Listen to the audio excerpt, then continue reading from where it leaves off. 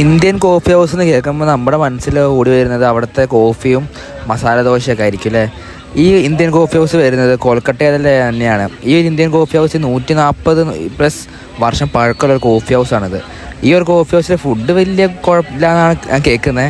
പക്ഷേ ഇവിടുത്തെ ആംബിയൻസ് അടിപൊളി തന്നെയാണ്. 2 നില വരുന്ന ഇന്ത്യൻ കോഫി ഹൗസിൻ്റെ ആംബിയൻസ് പണ്ട് കാലത്തല്ല, വിപ്ലവം നടക്കുന്ന സമയത്തുള്ള ആൾക്കാരും സിനിമ ചരിത്രത്തിൽ തന്നെ സത്യജിത് റേയും പിന്നെ അങ്ങനത്തെ വലിയ വലിയ മഹാത്മാന്മാരൊക്കെ ഇവിടെ വന്ന് സമയം ചിലവഴിക്കലുണ്ടെന്നും ഈ കോഫി ഹൗസിൽ നിന്ന് ഫുഡ് കഴിക്കലുണ്ടെന്നൊക്കെ ഇവിടുത്തെ ചരിത്രങ്ങൾ പറയുന്നുണ്ട്.